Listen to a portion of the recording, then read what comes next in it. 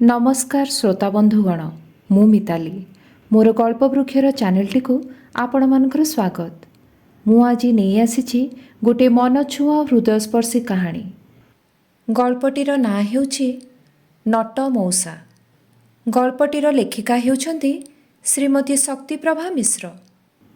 शुणिबा पूर्व गोटे छोट अनुरोध, जदि गपटी भल लगे मोर गल्पवृक्षर चैनल को सब्सक्राइब करंतु, पाखरे थिबा बेल बटन को प्रेस करंतु, जद्वारा आपण माने मोर नुआ गल्पगुड़िकर नोटिफिकेशन पाई परिबे। हाँ, आउ गोटे कथा, भल लागिले लाइक आउ शेयर करने को भूलिबेनि जेमिति। ताहले डेरी न करी चलंतु शुणी नबा। नीति सकाळु नटमौसाଙ୍କ सहित भेट हुए सिंधुजार। गोटे हाथ जरी आउ अन्य हाथ लंबा नहका बाउंसटीए धरी सेई बाड़ी गछ संधिरू तोली आणती सीए नाना किसमर फूल। सामना सामनी हेले टिके हसी दे पचारती, कौन झियो भल अछ? सिंधुजा मुंड टुंगारी अल्प हसी दिए, बास सेतिकी। नटमौसा ओरफ नटकिशोर महांती रिटायर्ड करिबा परे आउ तांको गाँ को न फेरी एबे भुवनेश्वर भड़ा घर नहीं पुओ सहित रहुचंती। पुओ एठी गोटे प्राइवेट कंपनी रे काम करे। 3 झीओं को से बाहा दे सारिछंती। सबुबेले कहती, एई पुओटा को हाथ को 2 हाथ करदेले स्त्री को नहीं गाँ को चली जीवे से। माउसी भी दिने सिंधुजा को कहूथिले, सेठी कुआडे बड़ घरटे करिचंती मौसा। 2 पुओं को पई ऊपर तळ 2 महला, सबु सुविधा अछि मो। किंतु बड़ पुओटा सेठी पाखरे रहुछि तो। माउसींकर से किंतु भितरे अनेक किछि अकुहा कथा लुचि रहिथिला परी मने हेले भी से सबु को जल्दी जल्दी जानि नबाकू केबे भी चाहिनी सिंधुजा। मौसा को दिन भितरे अनेक रूपरे बांटी होउथबा अवस्था देखुथिला सिंधुजा। तांको बयस अनुपात से टिके अधिक सक्रिय मने होउथिले। केतेबेले से साइकेल टी धरी बाहरी जाउथिले दुकान को, तो आउ केतेबेले छात उपरକୁ जाई अति जत्न रे लुगा सुखौथिले। माउसींकर साड़ी साया को से छात उपरे सुखौथुआ बेले तांको देखिले सिंधुजा जानि पारुथिला मनीषटी भारी कर्मप्रिय। ए बयस रे काम करिबारे एते आग्रह तो खूब क्वचित लोकंक पाखरे देखा जाए। दिने माउसी को ये कथा कहिबारु से कहिले, एकुटिया 5टा छुआंक जंजाल बोही बोही मु अदिन रे बुढ़ी हो गली मो। सीए खाली सिगारेट धुआं छाड़ी हीरोगिरी देखेले। एबे समय कटुनी बोली कौन टिके काम कर दउचंदी ना। बुझिलु झुओ, पुरुष काम न कले भी हीरो, आउ जदि करिदेला ताहले तो सुपर हीरो। सिंधुजा भाबुथिला माउसी को कथारे हुए तो किछिटा सत्यता थाई पारे। कारण छात उपरे मौसा घूरी बुलुथुबा बेले अनेक बार से तांको लक्ष्य करिछि। लुचि रही देखिछि तांकर छपी छपी सिगरेट टाणिबा भंगी को। एक कथा भी भाबिछि, उत्तर बयस रे जदि मौसांकर शौक एते, तेबे बयस बेले कौन ही नथिबे सीए। दिने रास्ता रे देखा हेबा बेले मौसा कहिले, झियो तोर तळ घरटा भड़ा लागी गलानी कि? केते टंका भड़ा रखिछु? सिंधुजा कहिला, मौसा 8000। भड़ा लगी दउनु, लोक मिलु नाहंती कि? नाई मौसा, मिलुचंती जे भल परिवारटे खोजुची। भड़ा पछे कम हो, घर को जत्न रे रखुथुबा परिवारटे निहाती दरकार। कथा कौन कि आमे घरटा बदलेबा कथा भाबुथुलु तो। एटा कौन कि छोट पड़ी जाउची तो सेइथिपई कहूथिली। हेले टंकाटा अधिका हेजिबो, पुओर फुणी बाहागर हबो। ये तो बहुत खुशीर कथा मौसा, केबे करचंदी? एई मास 20 तारिख रे झियो घर परा बाहागर जल्दी करने को बाध्य करुचंती। सिंधुजा मने मने भाबिला घरटा भड़ा देदेले हुंता। माउसी भारी परिष्कार परिच्छन्न मनीषटीए। एमानक जिम्मारे घरटा छाड़ी दे से जेतेबेले चाहिबो ता पुओ बोहूको पाखकु जाई टिके निश्चित रे रही परिबो। एहार किछि दिन परे पाख पड़ोसी को धरी माउसी दिने सिंधुजार घर को आसिले। तांको घरटा भड़ारे नेबा कथा पचारिबारु कहिले, नाइलो झुओ, बाहागर 8टा दिन रे तो दुहे हनीमून पाई बुलिबा को पळेइबे। ସେଇଠୁ ଆସିବା ବେଳକୁ ଘରୁ କୁଣିଆ ଖାଲି ହେଇଯାଇଥିବେ। 2ଟା ରୁମ୍ ତ ଏଇଠି ଅଛି। ଯେତେ ବଡ଼ ଘର ସେତେ ଅଧିକ କାମ। ଏବେ ଖାଲି ବାହାଘର କୁଣିଆ ମୈତ୍ର ରହିବା ପାଇଁ 2-4 ଦିନ ଟିକେ ଘରଟା ଦେବାକୁ ଅନୁରୋଧ କରୁଛି। ଘର ତ ଖାଲି ପଡ଼ିଥିଲା ସିନ୍ଧୁଜାର। ମଉସାଙ୍କ କାମରେ ଆସିପାରିଲେ ଭଲ ହେବ ଭାବି ବିନା ଦ୍ୱିଧାରେ ହଁ ମାରିଦେଲା। ମାଉସୀ ବାହାଘରର କାର୍ଡ଼ଟିକୁ ସିନ୍ଧୁଜା ହାତକୁ ବଢ଼େଇ ଦେଇ ଖୁସି ମନରେ ତାଙ୍କ ଘରକୁ ଚାଲିଗଲେ। ମାଉସୀ ଯିବା ପରେ ତାଙ୍କ ସହିତ ଆସିଥିବା ସିନ୍ଧୁଜାର ଅନ୍ୟ ପଡ଼ୋଶୀ କହିଲେ, ହେ ଘର ଦେବାକୁ କାହିଁକି ରାଜି ହେଇଗଲେ? ଆପଣ ଜାଣିନାହାନ୍ତି ସେ ବାହାଘରିଆ କଥାକୁ? ଏବେ ପରା ନୂଆ କରି ଘର ରଙ୍ଗ ଦେଇଛନ୍ତି ଆପଣ। ସମସ୍ତେ ମିଶି କାନ୍ଥ ବାଡ଼ର ରଙ୍ଗ ଖରାପ କରିଦେବେ। ତାପରେ ବାଥରୁମ୍ ଲାଟ୍ରିନ୍ ସବୁ ଅପରିଷ୍କାର କରିବେ। ଏବେ ତ ଭଲ ସାଜି ଘର ଦେଇ ଦେଉଛନ୍ତି ଆପଣ, କିନ୍ତୁ ପରେ ପସ୍ତେଇବା ବେଳକୁ କିଛି ନ ଜାଣିଲା ପରେ ପିଠି କରି ପଳେଇଯିବେ ଏମାନେ। ଏମିତି ଏକ୍ସପିରିଏନ୍ସ ମୋର ଅଛି ବୋଲି କହୁଛି ନା। ବାପରେ ବାପ, ସେଇଦିନୁ ତ ମୁଁ କାହାକୁ ସାହାଯ୍ୟ କରିବା କଥା ଆଉ ମୋଟେ ଭାବୁନି। ମୁଣ୍ଡଟା ବାଏଁ ବାଏଁ କରିଗଲା ସିନ୍ଧୁଜାର। ଏବେ ସେ କ'ଣ କରିବ? ଆଜି ଯାଏଁ ମଉସା ମାଉସୀ ତାକୁ ଦେଖିଲେ ହସି ହସି କେତେ କଥା ହେଉଛନ୍ତି। ନା କରିଦେଲେ ହୁଏତ ଆଉ ମୁହଁକୁ ବି ଚାହିଁବେନି। ତାଙ୍କ ପୁଅ ବାହାଘରକୁ କେଉଁ ମୁହଁରେ ସେ ଯିବ? ଧର୍ମ ସଙ୍କଟରେ ପଡ଼ିଗଲା ସିନ୍ଧୁଜା। ଏପଟେ ମାରିଲେ ଗୋହତ୍ୟା ଆଉ ସେପଟେ ମାରିଲେ ବ୍ରହ୍ମହତ୍ୟା। ପରଦିନ ତଳଘର କଡ଼କୁ ଲାଗି ଉଠିଥିବା କିଛି ଫୁଲ ଗଛରେ ପାଣି ଦେବାକୁ ଯାଇ ସିନ୍ଧୁଜା ଯାହା ଦେଖିଲା ତା ନିଜ ଆଖିକୁ ବିଶ୍ୱାସ କରିପାରିଲାନି। ମାଉସୀଙ୍କ ପୋଟିକରେ ସବୁବେଳେ ଥୁଆ ହୋଇଥିବା ତାଙ୍କ ପୁଅର ନାଲି ରଙ୍ଗର ଅଲ୍ଟୋ ଗାଡ଼ିର ଆଗ ପଛ କାଚ ଭାଙ୍ଗି ଚୂନା ହେଇଯାଇଥିଲା।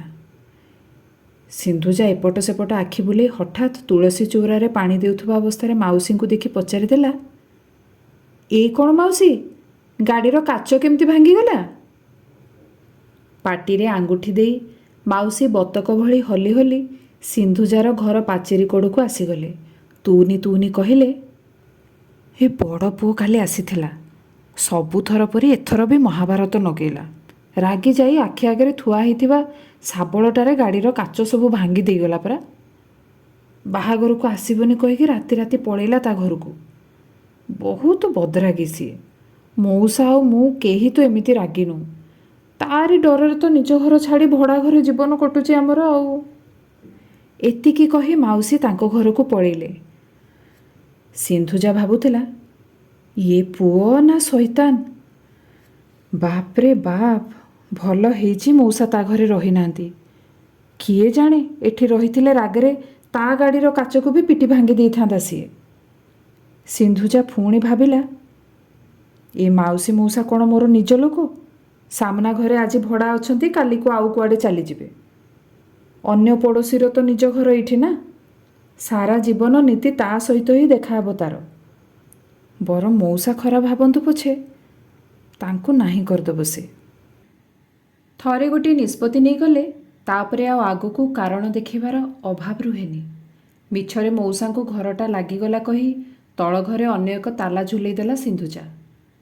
କଥାଟି ଶୁଣିବା କ୍ଷଣି ହଠାତ୍ ମଉସା ଟିକେ ମୁହଁ ଶୁଖେଇଥିଲେ, କିନ୍ତୁ ପରେ କହିଲେ, ହଉ ଦେଖିବା, ଆଉ କେଉଁଠି ନହେଲେ ବ୍ୟବସ୍ଥା କରିବା ଆଉ।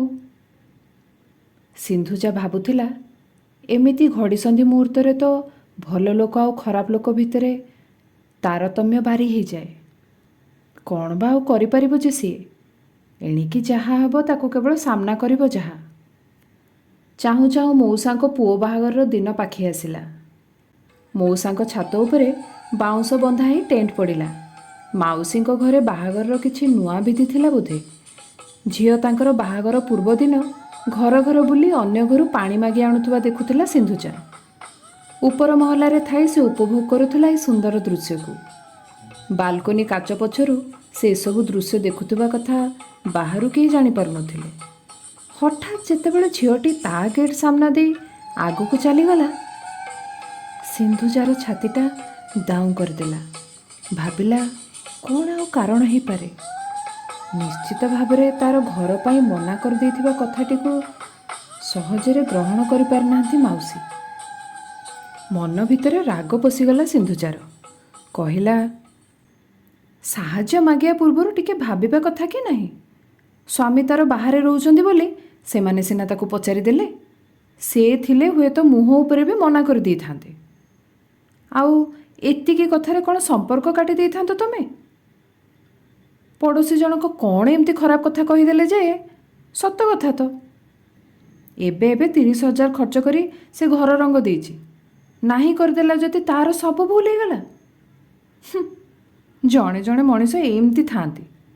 ପର ଘରେ ବଳେ ପଶି ଅଧିକାର ସାବ୍ୟସ୍ତ କରିବେ ଆଉ ସେମାନଙ୍କ ଜୀବନକୁ ଅଶାନ୍ତ କରିଦେବେ। ଚୁପଚାପ ଚେୟାରରେ ବସିଗଲା ସିନ୍ଧୁଜା। କିଛି ଭଲ ଲାଗୁନଥିଲା ତାକୁ। ଯେଉଁ କଥାକୁ ସେ ଡରୁଥିଲା ସେୟା ହିଁ ହେଲା। ଏବେ ସମ୍ପର୍କଟିଏ କଟିଯିବାକୁ ଗ୍ରହଣ କରିନେବ କିମ୍ବା ଆଗକୁ ଯାହା ହେବ ତାକୁ ସହିବା ଛଡ଼ା ତା ପାଖରେ ଆଉ କିଛି ବିକଳ୍ପ ହିଁ ନଥିଲା। ପଡ଼ୋଶୀ ଜଣକ ଯଦିଓ ଭୁଲ କଥା କହିନାହାନ୍ତି, କିନ୍ତୁ ଏ କଥା ବି ତ ସତ ଯେ ସେ ତାଙ୍କ କଥାରେ ଖୁବ୍ ସହଜରେ ପ୍ରଭାବିତ ହୋଇଯାଇଥିଲା। ସିନ୍ଧୁଜା ଭାବୁଥିଲା ସମ୍ପର୍କଟିଏ ଗଢ଼ିବାକୁ ମଣିଷକୁ କେତେ କଷ୍ଟ ସହିବାକୁ ପଡ଼େ, କିନ୍ତୁ ଭାଙ୍ଗିଦେବାକୁ ତ ଗୋଟିଏ ମୁହୂର୍ତ୍ତ। ସେଇ ସମ୍ପର୍କ ପୁଣି ଭାଙ୍ଗିଗଲେ ତାକୁ ଫେରି ପାଇବା ପାଇଁ ବି ମନ ହାଇଁ ପାଇ ହୁଏ। ମାଉସୀଙ୍କ ପଡ଼ୋଶୀ ବିନି ଅପା ତାକୁ ଦିନେ କହୁଥିଲେ, ବୟସ ଗର୍ବରେ ଦାସ ମଉସାଙ୍କ ବଡ଼ ପୁଅଟା ଦିନେ ବାପାକୁ ଯାହା ପାରିଲା କହିଦେଲା। ମାଉସୀ ରାଗିଯାଇ ତାକୁ ଘରୁ ପଳେଇ ଯିବାକୁ କହିଦେଲେ। ସେ ଦିନଠୁ ସେ କୁଆଡ଼େ ଆଉ ଘରକୁ ଆସୁନି। ମାଉସୀ ତାରି କଥା ଭାବି ଭାବି ସବୁବେଳେ ନିଜକୁ ଧିକ୍କାରୁଛନ୍ତି, କିନ୍ତୁ ସାହସ କରି ଆଉ ତାକୁ ଭେଟିବାକୁ ଯାଉନାହାନ୍ତି କି ଏଠିକି ଡାକି ପାରୁନାହାନ୍ତି। ପୁଅ ତ ଏବେ ତାଙ୍କୁ ଶତ୍ରୁ ଭାବି ସାରିଲାଣି। ସମ୍ପର୍କରେ ଥରେ ଦୂରତ୍ୱ ସୃଷ୍ଟି ହେଲେ ଫାଟ ମଝିରେ ଶତ୍ରୁତା ବି ଘର କରିନିଅନ୍ତି। କ'ଣ ବା ହେଇଯାଇଥାନ୍ତା ତା'ର? ଅତି ବେଶୀରେ ଘରଟା ଟିକେ ଖରାପ କରିଦେଇଥାନ୍ତେ ତ। କିନ୍ତୁ ମଉସା ମାଉସୀଙ୍କର ଖୁସି ତା'ର ସେତିକି କ୍ଷତିର କ'ଣ ଭରଣା କରିଦେଇ ନଥାନ୍ତା?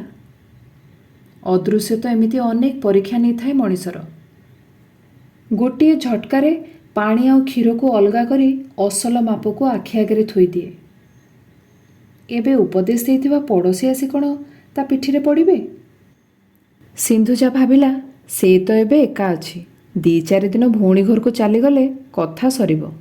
ନଚେତ୍ ସାରା କଲୋନୀ ଲୋକ ବାହାଘରରେ ଯୋଗ ଦେବେ, ଆଉ ସେ ଜୀବନୀ ଯଦି ତାକୁ ଏଠି ସମସ୍ତେ କ'ଣ କହିବେ? ଆଉ ବାଲକୋନିରେ ଠିଆ ନ ହୋଇ ଘର ଭିତରକୁ ଯାଇ ବ୍ୟାଗ୍ରେ 2-4ଟା ଲୁଗା ଭର୍ତ୍ତି କରିବାକୁ ଯାଉଥିବା ସମୟରେ ହଠାତ୍ କଲିଂ ବେଲ୍ ବାଜି ଉଠିଲା। ଦୁଆର ଖୋଲି ଦେଖିଲା ବେଳକୁ ମାଉସୀ ଆଉ ତାଙ୍କ ଝିଅ କାଖରେ କଳସୀ ଧରି ତା ସାମ୍ନାରେ ଠିଆ ହେଇଛନ୍ତି। ସିନ୍ଧୁଜାକୁ ଦେଖି ଝିଅଟି କହିଲା, ଆମକୁ ତମ ଘର ପାଣି ଟିକେ ଦିଅ। ଏ ପାଣି ନେଲେ କାଲି ଭାଇର ମଙ୍ଗୁଳା କରାଯିବ। ପିଣ୍ଡରେ ପ୍ରାଣ ପଶିଲା ସିନ୍ଧୁଜାର। ହଁ ଆଣୁଛି କହି ଖୁସିରେ ତରବର ହେଇ ଘର ଭିତରକୁ ପଶିଗଲା ସିଏ। କ୍ଷଣିକ ତଳେ ମନକୁ ଆଚ୍ଛନ୍ନ କରି ରଖିଥିବା ଓଜନିଆ ଚିନ୍ତା ମୁହୂର୍ତ୍ତକରେ କୁଆଡ଼େ ଅପସରି ଯାଇଥିଲା। କୁମ୍ଭରେ ପାଣି ଦେଲାବେଳେ ସିନ୍ଧୁଜା କହିଲା, ତମେ ଆମ ଗେଟ୍ ସାମ୍ନାରେ ଆଗକୁ ପଳେଇ ଯିବା ଦେଖି ମୁଁ ଭାବିଲି ବୋଧେ ଆମ ଘରକୁ ଆଉ ଆସିବନି ବୋଲି। ଝିଅଟି କହିଲା, ବୋଉ ପରା କହିଲା ସେ ମୋ ସହିତ ଆପଣଙ୍କ ଘରକୁ ଆସିବ ବୋଲି, ତେଣୁ ଆପଣଙ୍କ ଘରୁ ଶେଷରେ ନେବି ବୋଲି ଠିକ୍ କଲି। ଝିଅଟିର କଥା ନ ସରୁଣୁ ମାଉସୀ କହିଲେ, ଆଲୋ ହେ, ଏ ଆପଣ କେତେ କହୁଛୁ ବା? ଅପା ଡାକି ପାରୁନୁ? ଲାଜରେ ମାଉସୀଙ୍କ ମୁହଁକୁ ଚାହିଁ ପାରୁନଥିଲା ସିନ୍ଧୁଜା। ଟିକେ ସଂକୁଚିତ ହେଇ କହିଲା, ମାଉସୀ, ତଳ ଘର ଲୋକ ଆସିବାକୁ କିଛି ଦିନ ଡେରି କରିବେ କହିଲେ। ଆପଣ ଚାହିଁଲେ ସେ ଘରର ଚାବିଟା ଦେଇଦେବି ମୁଁ। ସିନ୍ଧୁଜାର ମୁଣ୍ଡକୁ ଆଉଁସି ଆଣି ମାଉସୀ କହିଲେ, ନାଇଲୋ ଝୁଅ, ତୁ ସେ କଥା ଜମା ଚିନ୍ତା କରନା। ଖାଲି କଥା ଦେ ମୋ ପୁଅ ବାହାଘରରେ ମଙ୍ଗଳ କୃତ୍ୟରୁ ଚଉଠି ପର୍ଯ୍ୟନ୍ତ ତୁ ଘର ଲୋକ ଭଳି ମୋ ସାଥିରେ ରହିବୁ।